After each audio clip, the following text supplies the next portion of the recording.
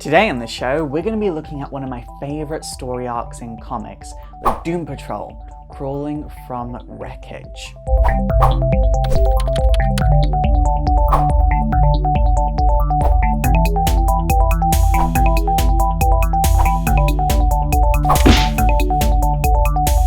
So the Doom Patrol Crawling From Wreckage is the first story arc that Grant Morrison did in his legendary run on the Doom Patrol. It ran from issues number 19 till 22. I put links to mycomicshop.com down below to where you can get all of the trade paperbacks for this run on the Doom Patrol. So the comic opens with Robot Man having horrible flashbacks to the accident that caused him to be put in this robot body. He's going through a lot of mental problems right now, primarily PTSD from his times with the Doom Patrol, and he's also incredibly depressed because he feels like he's living a shell of a life in this robot suit.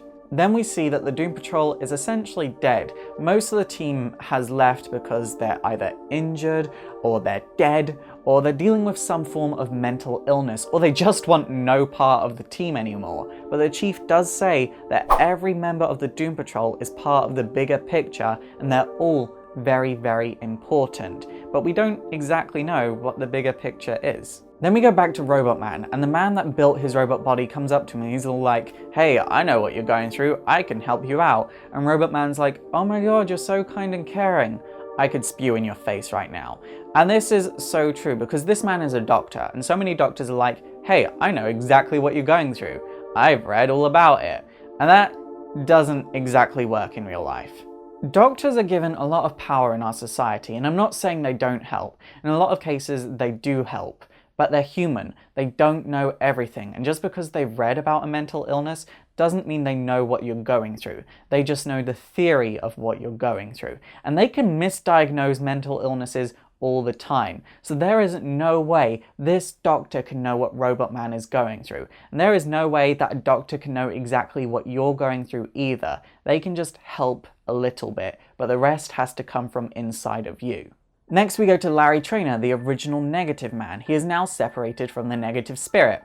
The Negative Spirit would then show up and basically tell Larry, "Hey, I'm joining with you once again and you don't get a choice in the matter." And it also joins with Larry's female nurse, so the three become one. So I just want to bring your attention to this page right here. There is a man who is bleeding, and the doctor is like, "Hey, you've cut yourself again." And the man's like, "No, it was the scissor men, I didn't cut myself." And the doctor's like, "Yeah, sure, whatever, let's get you cleaned up." The doctor is just totally ignoring what this man says. He's not paying attention to the fact that it might be true, but because this person has a mental disorder, obviously everything they say is invalid in this doctor's eyes. Now if we pay attention to the Doctor and Robot Man once again, the Doctor turns around to Robot Man and finally says something useful. He says, "Okay, I might not know what you're going through, but this problem, it's your problem. Being depressed isn't going to help you. You need to help yourself. You need to dig yourself out of this hole because no one else can do it for you right now." And then the Doctor says that he's going to take Robot Man to see someone that's got it a lot worse than him. A girl called Kay. A girl also known as Crazy Jane. She has 64 different personalities.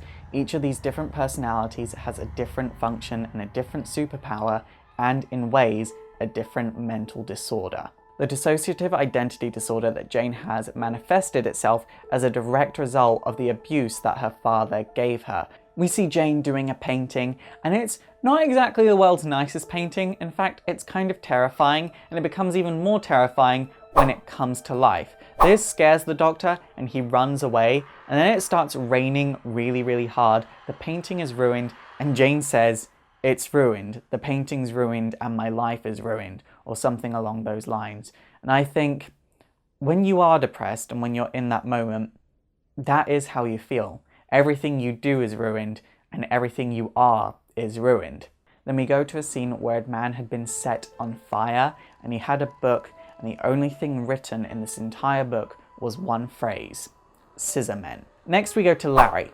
Turns out the Negative Spirit conjoined both him and the female doctor that he was seeing into one body, making him a them. They obviously have the physical characteristics of a male and a female in one body, and they say that they are nothing pure. Next we go to Greenock in Scotland, and we see a kid, he's on his bed having fun, and then he hears something knocking in his wardrobe. Then we cut to his dad knocking on the bedroom door, and we see the kid has been cut out of reality. There's just a space where the kid used to be. Next we go back to the negative spirit, and they say they want to be called Rebus. But before everyone leaves, Rebus is asked to join the Doom Patrol. Then we go to a scene with Robot Man and the Doctor chatting away, and it turns out that Robot Man has been talking to Jane quite a lot, and has been helping her catalogue all of her personalities and come to terms with her multiple personalities. And apparently Jane's therapist is very thankful to Robot Man, and the Doctor says that he is going to build Robot Man a brand new body, which is obviously the last thing that Robot Man wants. Robot Man then goes to see Jane, and the two of them begin talking, and it's a brand new personality that Robot Man meets. He's never talked to this personality before, but it turns out that this personality is the conductor of Jane's train of thought, because her whole mind is like an underground train system, and all of the personalities are connected by underground train stations. It's a really, really interesting concept, but we don't really get to find out too much more about it, because as the two of them are talking, a man throws himself out of the third-story window talking about the Scissor Men. We then see a man on a train, and he clearly knows something bad is going to happen to him.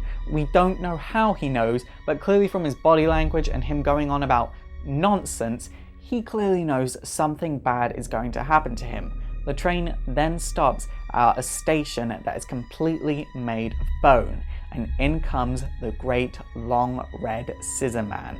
Back at the hospital, we see Robot Man, and he overhears Jane repeating the phrase, "the blood of the lamb, the blood of the lamb, the blood of the lamb." So he goes to check up on her. When he sees her, she's cut herself to do some kind of ritual, and he goes, "Hey, what's up?" And she turns around and says, "The Scissor Men are upon us," and then the two of them turn around, and the Scissor Men are right there. So obviously the two run for their lives. The two then find a doctor who's only been partially cut out of reality, and he is screaming in pain. He says they are cutting his limbs one by one. The Scissor Men then enter the room and all looks lost, but then it turns out that Jane has a personality that can teleport the two of them away from there. When the two of them look around in the courtyard where they've arrived, they see a whole bunch of people that were running that have been cut out of reality. And then we see that strange events are happening all around the world, like a wax figure of John Lennon in Madame Tussauds in London has started bleeding. I feel like the second issue didn't have as many obvious meanings to do with depression as the first issue, but it did have an overarching meaning. It talked about ignorance, how people can just ignore things. The man on the train, he clearly knew something bad was going to happen to him if he stayed on the train, but he stayed on there anyway, totally ignoring his feelings because it wasn't logical. Then obviously something terrible happened to him and he should have got off the train, but it was too late by the time he realized that. And I think that's so true to life. We ignore our feelings in lieu of logic, when in reality we should be having this good balance of the two. If our feelings are telling us, okay, don't go that way, go the long way, it's logical to go the long way, especially if we think it's going to be safer for some reason. Anyway, next week we're going to be completing this story arc. We're going to be seeing how the Doom Patrol all fits together in the end and what happens to Jane and Robot Man. And we're going to find out a lot more about Jane's character, and she's one of my favourite characters in this run of the Doom Patrol. It's super effective! Okay guys, that is it for today. So what do you think about this story so far? Please let me know in the comments down below. And also don't forget to thumbs up and subscribe if you want to see more videos like this. And also don't forget to like me on Facebook, follow me on Twitter, support the show by checking out my Patreon so I can make bigger and better and more history videos. And also don't forget to subscribe to my gaming channel. My name is Faust, this has been Exploring Comics, and it is super effective.